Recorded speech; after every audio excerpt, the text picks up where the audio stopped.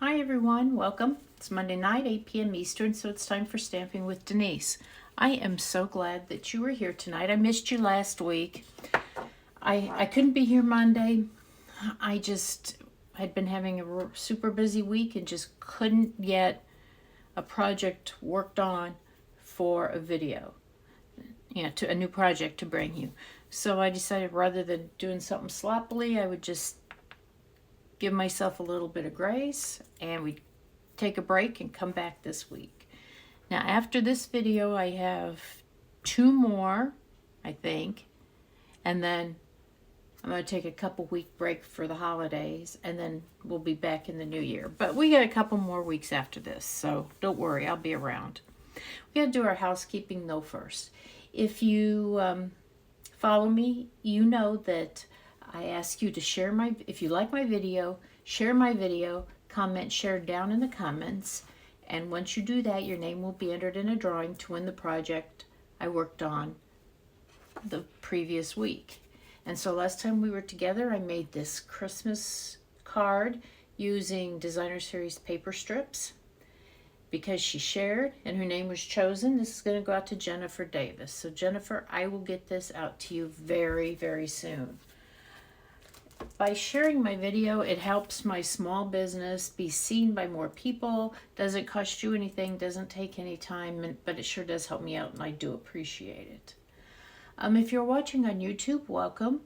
Please subscribe to my channel. And once you do that, click that little blue bell and you'll be notified whenever I upload a new video, which is most every Monday evening. So, another Christmas card for you today that we're going to feature some Designer Series paper, and I'm going to show you another way to use an embossing folder, one of our embossing folders that you might not have considered doing. So I think what I'll do is I will go ahead and go to my hands and we will get started. So today we're going to make this super simple Christmas card, but really, you can substitute any kind of Designer Series paper for this. But look at that, how simple and easy that is. And I'm going to show you how to make it. It's really easy and it's a great way. You end up with those strips of Designer Series paper that are like 3 inches, and it's not big enough for a card front, but how are you going to use it? This is it, because this is 3 inches here. So we are going to get started. I'm going to pull my Stampin' Up trimmer and what do you call it? The thing to make a line. Make a line in the cardstock. Scoring. I couldn't think of the word. Oh, if you're needing anything, here's my Stampin' Up website. I'd really appreciate if you go there and you can make your purchase, and helps me out a little bit. I do appreciate it. So,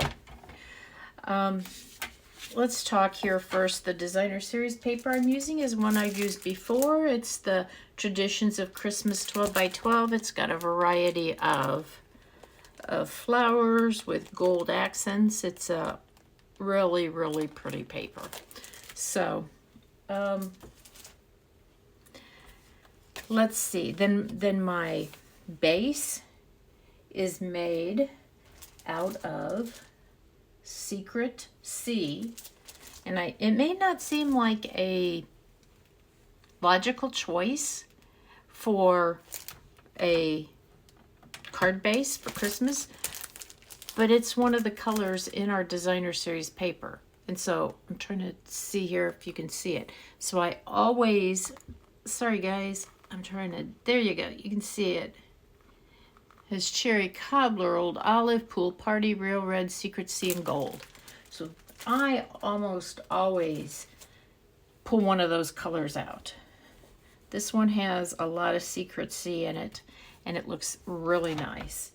So first thing I did was I took a piece of Secret Sea cardstock. This piece is 5.5 by 6, and I want to make sure that this is the 6 inch. Yep. And we are going to score this at 4 1¼ inch, okay? So use the scoring blade, that's the light gray one. I can't keep track of them, which one it is by color. I always just have to look, okay? Pull that out of the way. I think we're done with that, actually. And then we're going to fold this over. I'm going to use my bone folder to give myself a nice, crisp fold. A little bit on both sides there. Okay, perfect. Now, I am going to take a piece of Designer Series paper, and I used a different sheet of paper from that same pack, and I am going to adhere it right here to the front. I'm going to match up these 3 sides, okay? Now see, this is the back of this Designer Series paper.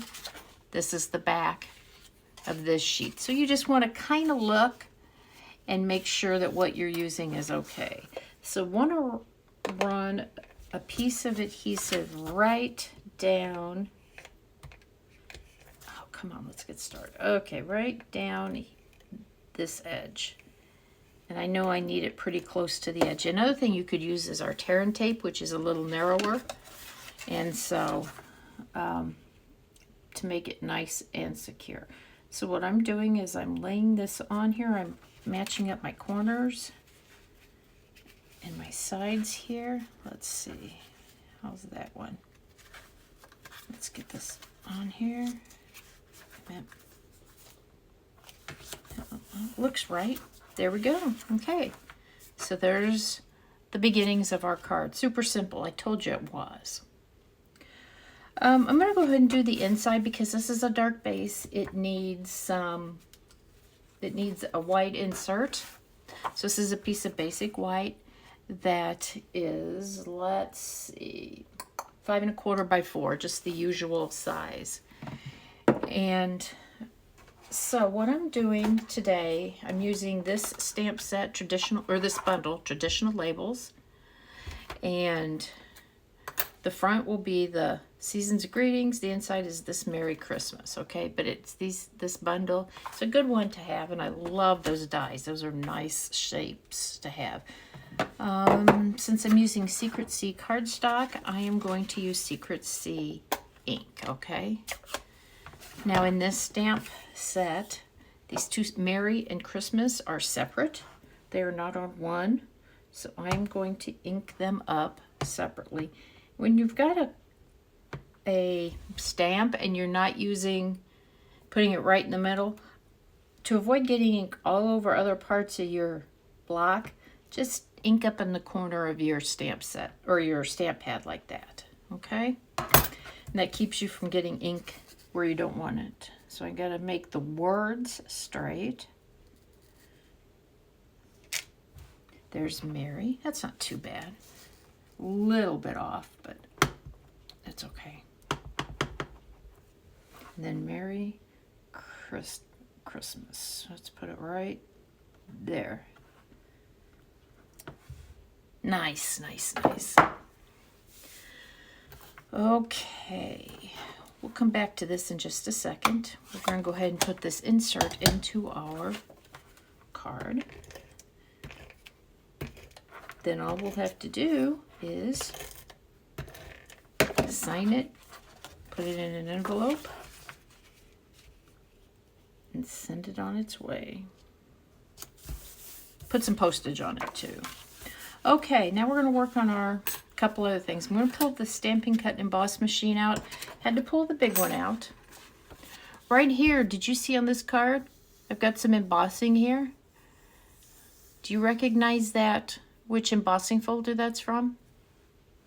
That piece of cardstock is 1 inch by 5¼ inches long. And you know what I used? I used the Peaceful Greenery embossing folder, and I just used this side of it. What a great way to get just a strip of embossing. Okay, let me pull my machine over here. I had to bring the big one because it's the small one. The embossing folder won't fit in the small one. So let me bring my... Okay, I only need my base and my gray top. Okay, so let me see. I have a piece that's 1 by 5 1/4 right here. I'm going to put this in here. Whoops.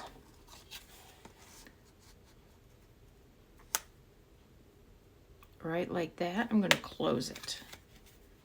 Remember, you always put your embossing folder in your machine hinge first, because if any pressure builds up, you want it to go out this way, not that way, and possibly break your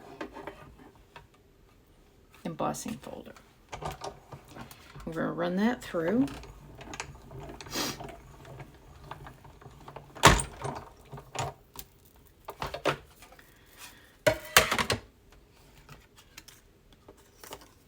And there we go. Now while I've got this this machine up here, I'm going to go ahead and die cut out the piece that I need to use for my sentiment. Okay, where'd I put that die at? I think it's over here. I thought it was over here somewhere. Where'd it go? It's here somewhere. I just had it. Oh, I see it. It's under my card. Okay, I have a piece of white cardstock, basic white. I'm going to just put that there and run this through.